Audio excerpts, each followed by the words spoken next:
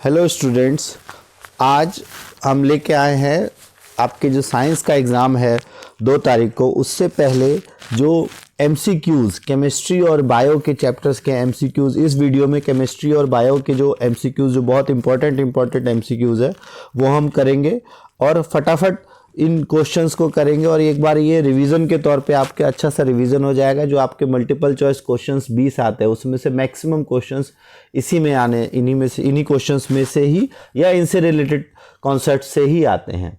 तो आइए स्टार्ट करते हैं। तो पहला क्वेश्चन है the shiny finish off wall after white wash. White wash के बाद शाइनी फिनिश क्यों होता है? तो आपको पता है वाइट वॉश जब होता है तो कैल्शियम ऑक्साइड में हम मिलाते हैं वाटर, तो कैल्शियम हाइड्रोक्साइड होता है और कैल्शियम हाइड्रोक्साइड CaOH2, और जब आप CaOH2 में मिलाते हो और जब CaOH2 में कार्बन डाइऑक्साइड मिलता है तब ये CaCO3 बन जाता है। तो जो हमारा वाइट वॉश होता है वो एक्चुअल में CaOH2 कैल्शियम हाइड्रोक्साइड होता है, लेकिन एयर के में जो कार्बन डाइऑक्साइड मॉलिक्यूल है उसके साथ वो रिएक्ट करके कैल्शियम कार्बोनेट बना लेता है और इसी वजह से ये शाइन करता है। तो कैल्शियम कार्बोनेट आपका चौक का भी यही फार्मूला होता है, मार्बल का भी यही फार्मूला होता है, संगमरमर का भी यही फार्मूला होता है। तो कैल्शियम कार्बोनेट, ठीक है। और कैल्शियम ऑक्साइड आप इसको CaO को कहा जाता है क्विक लाइम और CaOH2 को कहा जाता है स्लेग्ड लाइम। ये आपको पता होना चाहिए। अब अगला क्वेश्चन देखो, electrolysis of water is a decomposition reaction. The mole ratio of hydrogen and oxygen liberated during the electrolysis of water. तो अगर आपको इसका रिएक्शन याद हो, H2O2, H2O gives 2H2 plus O2। तो ऑक्सीजन और वाटर का जो ऑक्सीजन और हाइड्रोजन का जो रेशियो है तो 2H2 और प्लस O2 आता है आपका। जब H2O को आप इलेक्ट्रोलिसिस करते हो तो 2:1 का रेशियो आ जाता है। नेक्स्ट है which of the following statement about the given reactions are correct, कि इनमें से कौन सा जो स्टेटमेंट है वो करेक्ट है। तो इसमें अगर आप देखो कौन सा करेक्ट है, 3Fe 4H2 Fe2O3 4H2। तो iron metal is oxidize, water is reduce, water is acting as reducing agent, water is acting as oxidizing agent. तो अगर आप पहले देखो आयरन, पहले इसके साथ आयरन के साथ ऑक्सीजन आ गया है तो ये इसका ऑक्सीडेशन हो गया है, तो बिल्कुल आयरन इज गेटिंग ऑक्साइड, ये सही है। वाटर के साथ H2O था, इसमें से ऑक्सीजन निकल गया तो इसका रिडक्शन हो गया, ये भी सही है। तो ये दोनों सही है। तीसरा है अब वाटर क्योंकि रिड्यूस हुआ है तो इसके प्रेजेंस में ये ऑक्सीडाइज हुआ है, तो water as a oxidizing agent होगा, और तो water as a oxidizing agent. तो आपका फर्स्ट, सेकंड, फोर्थ सही है, तो इसमें ऑप्शन नंबर C। अब आगे देखो क्या है, in order to prevent the spoilage of potato chips they are packed in plastic bag containing. तो आपको पता है इसमें इनर्ट गैस नाइट्रोजन रहता है क्योंकि वो इनर्ट होता है, जल्दी रिएक्ट नहीं करता है, N triple bond N form में रहता है और जल्दी वो रिएक्ट नहीं करता है, बहुत हैवी बॉन्डिंग होती है इसकी, ठीक है। तो ये आप आसानी से समझ लो। अब अगला क्वेश्चन देखो, अगला क्वेश्चन है प्रोसेस ऑफ रेस्पिरेशन इज। ये बहुत बार आता है आपका, चाहे 1 नंबर में आए चाहे इसका रिएक्शन लिखने के लिए है, ये बहुत इंपॉर्टेंट क्वेश्चन है। तो respiration is an exothermic process. तो रेस्पिरेशन क्या है, एक एक्सोथर्मिक प्रोसेस है। और एक्सोथर्मिक अगर देखो तो ये और ये है। अब इसमें अगर ध्यान से देखो तो रेस्पिरेशन में क्या होता है, ऑक्सीजन के प्रेजेंस में ब्रेक डाउन होता है, तो ऑक्सीजन के प्रेजेंस में और ऑक्सीजन ऐड होता है तो वो एक ऑक्सीडेशन रिएक्शन है। तो respiration is an oxidation reaction and it is exothermic reaction, ठीक है। नेक्स्ट है burning of methane is an example of. अब बर्निंग आपका किसका एग्जांपल है, बर्निंग में हीट प्रोड्यूस होता है तो बिल्कुल वो एक्सोथर्मिक रिएक्शन है, और ऑक्सीजन ऐड होगा तो कंबस्शन रिएक्शन भी है। तो फर्स्ट एंड सेकंड, डिकम्पोजिशन नहीं होता है, तो फर्स्ट एंड सेकंड बर्निंग हमेशा एक्सोथर्मिक कंबस्शन रिएक्शन होता है। तो क्वेश्चन 6 का हो जाएगा 1 and 2, option number C। 7th question देखो, a solution of substance X is used for white washing. जो अभी हमने पढ़ा वाइट वॉशिंग में क्या यूज करते हैं, कैल्शियम हाइड्रोक्साइड, ठीक है। वाइट वॉशिंग में कैल्शियम हाइड्रोक्साइड, ये कब कैसे मिलता है, जब हम कैल्शियम ऑक्साइड में वाटर ऐड करते हैं, और कैल्शियम हाइड्रोक्साइड जब एयर में रहता है तो कार्बन डाइऑक्साइड के साथ रिएक्ट करके कैल्शियम कार्बोनेट बना लेता है, ठीक है, जो दूधिया कलर का हो जाता है। तो कैल्शियम हाइड्रोक्साइड ये आप वाइट वॉशिंग में इस्तेमाल करते हो। नेक्स्ट है when iron metal are dipped in copper sulphate solution the colour of copper sulphate solution changes from.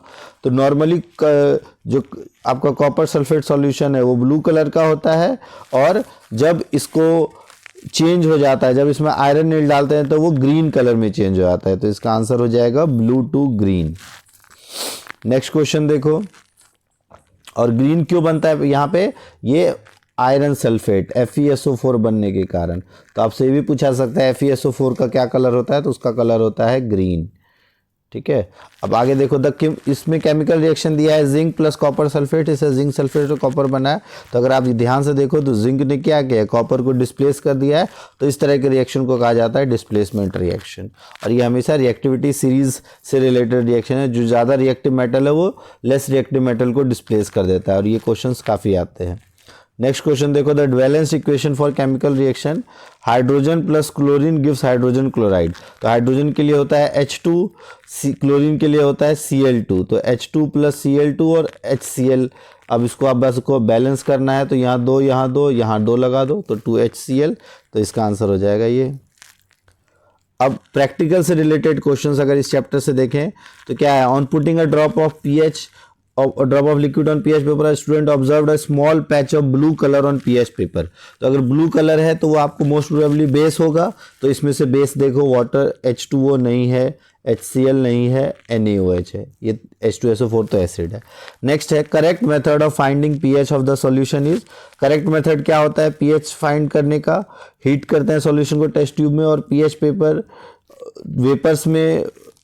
Vapours के पास लाते हैं। pour the solution on pH paper, dip the pH paper in solution और put a drop of solution in pH paper using dropper।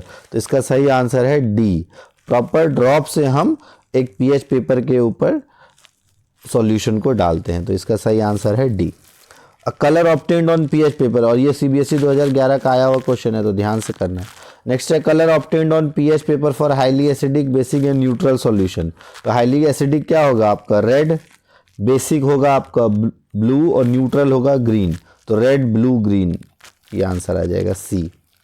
अगला question देखो, four student ABCD measure pH of water, lemon juice and sodium bicarbonate. अब आपको पता है water neutral है तो इसका लगभग 7 के आसपास होता है, लेमन जूस एसिड है तो इसका 2 या 3 के आसपास होता है, और आपका सोडियम बाइकार्बोनेट एक बेसिक होता है, स्लाइटली बेसिक, तो इसका 7 से ग्रेटर होता है। तो अगर आप देखो तो लेमन जूस का pH सबसे कम, उससे ज़्यादा वाटर का, और उससे ज़्यादा सोडियम बाइकार्बोनेट का।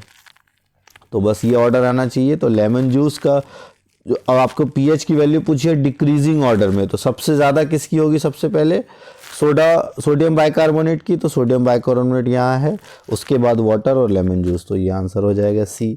नेक्स्ट है if we add sodium carbonate in distilled water the pH of the solution will be. अब सोडियम कार्बोनेट भी क्या है, एक बेस की तरह रिएक्ट करता है। तो जब इसको हम, क्योंकि सोडियम कार्बोनेट जब वाटर के साथ रिएक्ट करेगा तो क्या बना लेगा, NaOH, और ये एक बेस बन जाता है। तो इसका pH क्या हो जाएगा, मोर देन 7। नेक्स्ट है dilute HCl is added to sodium carbonate. तो ये सोडियम कार्बोनेट और एसिड का जब आप रिएक्शन कराओगे तो क्या होगा, it is observe that no change take place, ये नहीं होता है। लाउड साउंड प्रोड्यूस, गलत। इमीडिएटली ब्रिक्स एफरवेसेंस, और ये एफरवेसेंस क्यों आती है, क्योंकि कार्बन डाइऑक्साइड गैस रिलीज होता है। तो इसका आंसर C। अगला क्वेश्चन देखो, ये आपका चैप्टर नंबर 2 से है कि N acid can react with, acid किसके साथ रिएक्ट कर सकता है, AgCl। ये क्या है, AgCl एक सॉल्ट है, Na2CO3, AgNO3 एक सॉल्ट है, नन ऑफ द अबव। तो सोडियम कार्बोनेट के साथ आसानी से ये रिएक्ट कर सकता है एसिड, वो स्लाइटली बेसिक होता है ये। नेक्स्ट है, तो इसका आंसर हो जाएगा B। नेक्स्ट अगर आप देखो, नेक्स्ट क्वेश्चन क्या है, अगला क्वेश्चन देखो, इसमें क्या कहा गया है, which of the following statement is correct, both base and alkali are soluble in water. तो नहीं, सारे जो बेस हैं वो सॉल्युबल नहीं होते, जो बेस वाटर में सॉल्युबल होते हैं उनको एल्कली कहा जाता है। तो alkali are soluble in water but not all base, और ये आंसर आपका सही होगा, but all bases are not. तो ये सही है, बी ऑप्शन सही है। नेक्स्ट है solution A B C D के पीएच 3, 4, 6, 8 है। The solution with highest acidic strength, आपको पता है acidic strength is inversely proportional to pH, जिसका पीएच जितना कम होगा वो उतना ही ज़्यादा हाईली एसिडिक होगा। तो पीएच जिसका 3 है मतलब a number solution highly acidic होगा। एक solution blue turn litmus red, और solution turns blue litmus red, blue को रेड में अगर कन्वर्ट कर देता है तो इसका मतलब वो क्या है, एक एसिडिक है, और एसिडिक है तो उसका पीएच 7 से कम होगा, तो इसमें option number D. Next, which of the following is a neutral salt. Neutral salt जो एक एसिड और बेस से मिलके बनता है, तो ये आपका NaCl जो कॉमन सॉल्ट है वो आपका एक न्यूट्रल सॉल्ट है, और KCl ये भी एक न्यूट्रल सॉल्ट है, Na2SO4 ये भी एक न्यूट्रल सॉल्ट है। तो इसका मतलब है इसमें आंसर है all of the above. Neutral salt जो न्यूट्रलाइजेशन रिएक्शन से बनता है, ये भी न्यूट्रलाइजेशन रिएक्शन से बना है, ये भी और ये भी, तो तीनों आपका ऑल ऑफ द अबव इसका आंसर हो जाएगा। नेक्स्ट है which of the following correctly represents the molecular formula of washing soda. तो वॉशिंग सोडा का फार्मूला क्या होता है, Na2O3.10H2O, ये क्रिस्टलाइज्ड फॉर्म में रहता है वाटर 10H2O के मॉलिक्यूल्स, ये आपको पता होना चाहिए। जिप्सम सॉल्ट का फार्मूला क्या होता है, अब जिप्सम और प्लास्टर ऑफ पेरिस ये आपको पता होना चाहिए। अब इसको ध्यान कैसे रखना है, देखो प्लास्टर कब बनता है, जब हड्डियों के ऊपर एक वाइट पाउडर लगाया जाता है और कुछ टाइम बाद वो प्लास्टर में कन्वर्ट होता है। तो जो वाइट पाउडर को हमने वाटर के साथ मिक्स किया है, तो वो जो पाउडर है वो होता है आपका कैल्शियम सल्फेट, और जो उस पाउडर को में वाटर ऐड होता है तो वो बन जाता है जिप्सम, ठीक है। और वो जो जिप्सम है, जिप्सम का फॉर्मूला क्या होता है, CaSO4.2H2O, और जब ये इसको सूखने लगता है और या जब हम इसको हीट करते हैं तो नॉर्मल जब इसको 373 केल्विन पे हीट करते हैं, नॉर्मल टाइम के साथ इसमें से वाटर के मॉलिक्यूल्स निकल जाते हैं, और हाफ वाटर जब बचता है तब ये हो जाता है POP। तो अगर प्लास्टर ऑफ पेरिस का पूछा जाए तो होता है CaSO4.12H2O, और जिप्सम सॉल्ट का पूछा जाए तो CaSO4.2H2O। ये ध्यान रखना, ये क्वेश्चन ज़रूर आता है, रिएक्शन भी आता है, तो ये बहुत इंपॉर्टेंट टॉपिक है।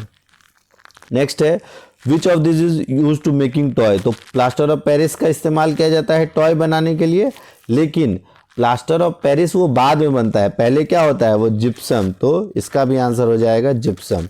8 का भी आंसर हो जाएगा ए, ठीक है। तो इसका आपको लगेगा जिप्सम है, बट इस ऐसे क्वेश्चंस में ध्यान रखना POP से इस्तेमाल बनाया जाता है, तो बनने के बाद आपका वो हो जाता है। तो इसमें POP का फॉर्मूला यही होता है कैल्शियम सल्फेट.12H2O, तो आप POP ध्यान रख सकते हो। तो POP प्लास्टर ऑफ पेरिस का इस्तेमाल होता है, तो इसका आंसर ये हो जाएगा। कन्फ्यूज़न होती है तो इसी तरह से आपकी कन्फ्यूज़न क्लियर हो सकती है। तो जिप्सम जब बनता है जब आप POP को में इतने वाटर को आप ऐड करते हो, 1.5 वाटर को ऐड करते हो, तो आपका कैल्शियम सल्फेट.2H2O जो जिप्सम बनता है, ठीक है। अब प्लास्टर ऑफ पेरिस का इस्तेमाल किया जाता है आपका जो खिलौने बनाने के लिए, और जो डॉक्टर भी इसका इस्तेमाल करते हैं टूटी हुई हड्डियों को जोड़ने के लिए, और सतह को चिकना बनाने के लिए भी इसका इस्तेमाल किया जाता है। अगला क्वेश्चन देखो क्या है, which type of medicine is use to treat indigestion. तो इनडाइजेशन हो तो किस तरह की मेडिसिन यूज करेंगे। इनडाइजेशन में क्या होता है, हाइपर एसिडिटी, तो एसिडिटी है तो एसिड के अगेंस्ट तो antacid, milk of magnesia MgOH2। Which of the following is a weak acid. Weak acid इनमें से कौन है, तो वीक एसिड आपको देखो तो HCl बहुत स्ट्रॉन्ग एसिड है, HNO3 भी स्ट्रॉन्ग है, H2SO4 भी है, तो हाइड्रोजन कार्बोनेट H2CO3 ये वीक एसिड है। अगला क्वेश्चन, अब ये कुछ क्वेश्चंस इस तरह के भी आते हैं एसेशन रीजनिंग वाले भी, जिसमें आपको ये 4 ABCD रहते हैं, जिसमें अगर दोनों सही है करेक्ट एक्सप्लेनेशन है तो A, दोनों सही है करेक्ट एक्सप्लेनेशन नहीं है तो B, अगर एक सही है R गलत है तो C, एक गलत है और R ट्रू है तो D। अब पहला है सॉल्ट। तो अब इस तरह के क्वेश्चन से आप देखो एसेशन रीजनिंग के भी क्वेश्चंस काफ़ी आते हैं, तो आइए स्टार्ट करते हैं कुछ एसेशन रीजनिंग के क्वेश्चन जो इस चैप्टर से रिलेटेड है। इसमें क्या कहा है, salt are product of the acid base reaction, तो बिल्कुल सॉल्ट एसिड बेस से मिलता है, और सॉल्ट में भी एसिडिक और बेसिक, बिल्कुल। अगर आपका स्ट्रॉन्ग एसिड है और वीक बेस है तो आपका जो सॉल्ट बनेगा वो एसिडिक बनेगा, और अगर वीक एसिड है स्ट्रॉन्ग बेस है तो वो जो सॉल्ट बनेगा वो बेसिक बनेगा, तो ये दोनों सही है। तो ए और आर सही है, तो इसका आंसर हो जाएगा ए। नेक्स्ट है NaCl एक बेसिक सॉल्ट है, तो नहीं, NaCl एक न्यूट्रल सॉल्ट है। क्यों? क्योंकि NaCl NaOH और HCl जो दोनों एक स्ट्रॉन्ग बेस स्ट्रॉन्ग एसिड का के बीच रिएक्शन से बनता सॉल्ट है, तो इसलिए ये एक न्यूट्रल सॉल्ट है और ये हमारा हो जाता है गलत। नेक्स्ट है on passing elasticity of aqueous solution of NaCl forms NaOH। अगर आप NaCl के साथ वाटर ऐड करते हो तो NaOH फॉर्म करता है, तो बिल्कुल ये आप अगर आप इसको ध्यान से देखो तो ये हमने NaOH फॉर्मेशन में भी देखा था, तो इसका ये वाला सही है और वो गलत है। तो A is false, R is true, तो इसमें आ जाएगा आपका D। नेक्स्ट है acid must always be added slowly to water with constant stirring. तो बिल्कुल एसिड में एसिड को वाटर के अंदर थोड़ा थोड़ा करके डिज़ोल्व करना चाहिए, तो बिल्कुल सही है। और सेकंड है, और दूसरा है the process of dissolving an acid in water is highly exothermic. तो दोनों सही है और एक्सप्लेनेशन भी सही है, तो इसका भी हो जाएगा ए। अब अगला देखो, अगला है scale for measuring hydrogen ion concentration in solution is called pH scale. ये बिल्कुल सही है। Value less than 7 on pH scale represent acid, दोनों सही है, तो इसका भी हो जाएगा ए। अगला है ammonium chloride is basic salt. तो अमोनियम क्लोराइड एक बेसिक सॉल्ट है। तो अमोनियम क्लोराइड कब बनता है? जब आप अमोनियम हाइड्रोक्साइड और HCl को रिएक्ट कराते हो। तब HCl स्ट्रॉन्ग एसिड है और अमोनियम हाइड्रोक्साइड वीक बेस है, तो ये बेसिक सॉल्ट बनेगा नहीं, ये एसिडिक सॉल्ट होगा। नेक्स्ट है salt of strong acid and weak base are acidic, बिल्कुल सही है, with pH value less than 7, ये बिल्कुल सही है। तो ये आपका आंसर, ये सही है, ये गलत है, तो इसका हो जाएगा आपका डी। अब नेक्स्ट चैप्टर का देखते हैं। अब इसमें क्या कहा गया है, which of the following metal is obtained by electrolytic. अगर आप क्वेश्चन देखो इसमें क्या कहा गया है, which of the following metal is obtained by electrolytic reduction process, कि इलेक्ट्रोलिटिक रिडक्शन प्रोसेस से कौन सा मेटल हम ऑब्टेन करते हैं। तो इलेक्ट्रोलिटिक रिडक्शन, तो इलेक्ट्रोलिटिक रिडक्शन से कौन सा मेटल प्योरीफाई होता है, तो इसमें हम कॉपर, ठीक है। नेक्स्ट है cinnabar. Cinnabar is an ore of which metal. Cinnabar किसका ओर होता है? टिन का नहीं होता है, एल्यूमिनियम का नहीं होता है, मैग्नीशियम का नहीं होता, तो मरकरी का एक ओर होता है cinnabar. Which of the following does not conduct electricity, solid KCl, fused KCl, aluminium, iron. तो अब आपको पता है सॉलिड जो सॉल्ट है वो नहीं इलेक्ट्रिसिटी कंडक्ट करता, तो इसका आंसर ए हो जाएगा। Which of the following is not an ionic compound, एक आयोनिक कंपाउंड नहीं है। सोडियम ऑक्साइड बिल्कुल है, मैग्नीशियम क्लोराइड है, सोडियम क्लोराइड है, तो कार्बन टेट्राक्लोराइड क्या इक्विवेलेंट कंपाउंड, तो इसका आंसर हो जाएगा B. Which of metal is associated with haemoglobin. Haemoglobin में आपको पता है हीमोग्लोबिन आयरन की कमी से होता, हीमोग्लोबिन बनना रुक जाता है, तो इसमें आपका आयरन आंसर हो जाएगा। नेक्स्ट है, और इसीलिए आयरन की गोली आप लोग खाते हो ना, फॉलिक एसिड टैबलेट्स जो वेडनेसडे को दिल्ली गवर्नमेंट स्कूल्स में देते हैं, तो वो इसी वजह से, क्योंकि हीमोग्लोबिन बनने के लिए आयरन की ज़रूरत होती है हमारे शरीर को। अब है liquid non metal is, liquid non metal, non metal जो लिक्विड स्टेट में रहता है वो है ब्रोमीन। करेक्ट ऑप्शन बताना है आपको ब्रास के लिए। तो ब्रास किस किस का है? ब्रास जो एक एलॉय है वो किस किस चीज़ का मिक्सचर है बताओ। तो ब्रास, ब्रास को अगर आप देखो हिंदी में कहते हैं पीतल, तो पीतल किस किस का मिश्र धातु या इसको मिला के बनते हैं दो मेटल्स के कॉम्बिनेशन से। तो ब्रास जो है या जो पीतल है वो बनता है कॉपर और जिंक से, तो इसका आंसर हो जाएगा डी, ठीक है। और कॉपर और टिन का आपको ध्यान रखना है, कॉपर और टिन, टिन होता है आपका Sn, इससे बनता है ब्रॉन्ज, ये बहुत पूछा जाता है ब्रॉन्ज, और ये होता है ब्रॉन्ज का। कॉपर और जिंक हो गया आपका ब्रास का या पीतल का, ये ब्रॉन्ज या कांसा का। एक और बहुत पूछता है आपका शोल्डर, शोल्डर होता है लेड और टिन का, Pb और Sn, इसका जो कॉम्बिनेशन होता है उसे हम कहते हैं सोल्डर, जो हम वायर्स जोड़ने के लिए इस्तेमाल करते हैं। तो ये तीन मेनली आते हैं, इसमें से आप ध्यान रखना। नेक्स्ट है the colour of iron 2 sulphate solution. Colour जो है आयरन सल्फेट सॉल्यूशन का जो अभी हमने किया कैसा हो जाता है, ग्रीन। तो बहुत आसान है। अगला देखो क्या है question, which of the following metal is use as catalyst in hydrogenation. तो हाइड्रोजनेशन क्या होता है, जब हम अनसैचुरेटेड हाइड्रोकार्बन्स में हाइड्रोजन ऐड करते हैं इन प्रेजेंस ऑफ कैटलिस्ट। तो इसमें हम 2-3 कैटलिस्ट यूज करते हैं, निकल, पैलेडियम, प्लेटिनम। इन तीनों में से कोई भी आपका आंसर में आएगा तो आ जाएगा, तो इसका आंसर हो जाएगा निकल। अब number of single bonds in hexane.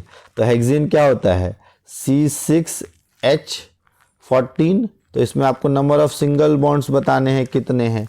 तो अगर आप नंबर ऑफ सिंगल बॉन्ड्स इसमें जोड़ोगे तो अगर आप ध्यान से देखो ये क्या होता है, पहले CH3 और उसके बाद CH2 कितने होते हैं, 4 और फिर CH3। तो अब एक कार्बन जो है वो कितने बॉन्ड बना सकता है, टोटल 4 बॉन्ड बना सकता है। अगर आप इसको ध्यान से देखो, ये इसका वैसे जल्दी जल्दी बना लो, वैसे ही बन जाएगा। 1 2 3 4 5 6, ठीक है। और हर एक कार्बन जो है वो 4-4 बॉन्ड बना सकता है। तो इस फर्स्ट कार्बन के टोटल कितने बॉन्ड होंगे, 3, ठीक है। बाकी सभी के हाइड्रोजन के साथ 2-2 बॉन्ड होंगे। तो टोटल जो बॉन्ड होंगे 3 2 5 2 7 2 9 2 11 2 13 और 1 14 और बाकी 15 16 17 18 19। तो इसका आंसर आ जाएगा 19 सिंगल बॉन्ड होंगे। नेक्स्ट है third, it is present in molecule of N। तो N में आपको पता है ट्रिपल बॉन्ड होता है, ऑक्सीजन में डबल बॉन्ड होता है, ठीक है। आसान है, इसका ही आपको पता होना चाहिए, बहुत इजी क्वेश्चंस है, ठीक है। नेक्स्ट है आपका which substance Burns without producing flame. Flame जो है कौन से सब्सटेंस बिना उसके बर्न्स विदाउट प्रोड्यूसिंग फ्लेम, जिसमें फ्लेम नहीं बने। तो आपको पता है जो प्योर चारकोल होता है, जो आप देखते होगे मक्का वगैरह भुट्टा वगैरह जलाते हो तो उसमें फ्लेम नहीं निकलता ना। तो प्योर चारकोल जो बी आपका आंसर हो जाएगा, इसमें फ्लेम नहीं निकलती है। कैंडल में फ्लेम होती है, वुड में भी फ्लेम होती है। तो इसका फोर्थ का आंसर हो जाएगा आपका चारकोल। नेक्स्ट है आपका it is a product of soap industry. Soap industry का एक प्रोडक्ट है। तो सोप इंडस्ट्री का क्या एक प्रोडक्ट है, तो आपको पता है सोप इंडस्ट्री में ग्लिसरॉल, इसका आंसर आ जाएगा ग्लिसरॉल। ग्लिसरॉल से बनाया है, सोप इंडस्ट्री में इसका बहुत इस्तेमाल होता है। नेक्स्ट है third member of homologous series of alkyne. तो आपको पता है होमोलोगस सीरीज जिसमें एक CH2 का डिफरेंस होता है। तो फर्स्ट मेंबर एल्काइन का होगा 2 कार्बन वाला जो ट्रिपल बॉन्ड के साथ, सेकेंड है 3 कार्बन, थर्ड मेंबर हो जाएगा जिसमें 4 कार्बन है। तो 4 कार्बन को हम कहते हैं क्या कहेंगे, 1 कार्बन को मिथ, 2 कार्बन को इथ, 3 को प्रोप, 4 को ब्यूट, और आइन है तो ब्यूटाइन। नेक्स्ट है which of the following is used in cough syrups. Cough syrups में किसका इस्तेमाल किया जाता है, तो कफ सिरप में इथेनॉल का और शुगर का। तो शुगर एंड इथेनॉल, हल्का मीठा लगता है ना कफ सिरप, वो शुगर के कारण और इथेनॉल उसके अंदर मिक्स होता है, ठीक है। और उसी को हम कफ सिरप में इस्तेमाल करते हैं। इसीलिए कफ सिरप पीने के बाद थोड़ा बहुत नींद भी आती है ना, वो इथेनॉल के कारण ही। नेक्स्ट है CHO क्या है आपका, एक एल्डिहाइड है और इसका आंसर है एल्डिहाइड। इसमें CO हो जाता, CO होता तो वो हो जाता कीटोन, और अगर COOH होता तो वो हो जाता कार्बोक्सिलिक एसिड, ठीक है। तो इस तरह से आपकी जो केमिस्ट्री के इतने क्वेश्चंस अगर आप कर लो तो आपके मोस्टली मल्टीपल चॉइस क्वेश्चंस आपका आसानी से हो जाएंगे। अब एक वीडियो में, ये केमिस्ट्री की वीडियो हो गई, अब एक वीडियो बायो की और एक फिजिक्स की वीडियो कल तक मैं ले आऊँगा। आप उसको रिवाइज करके चले जाना, MCQ से रिलेटेड आपका सारे प्रॉब्लम सॉल्व हो जाएंगे। और इसको अगर आपको वीडियो अच्छा लगा तो आप हमारे चैनल को सब्सक्राइब कीजिए, अपने दोस्तों के साथ भी शेयर कीजिए, ठीक है दोस्तों। तो मिलते हैं अगले वीडियो में, जो कि बायो की आने वाली कुछ ही देर में बायो से रिलेटेड वीडियो भी आएगी, और आपका फिर फिजिक्स से रिलेटेड भी MCQ, सारे जितने भी चैप्टर्स के MCQ फिजिक्स के हैं वो भी आपको कराए जाएंगे। Okay, bye.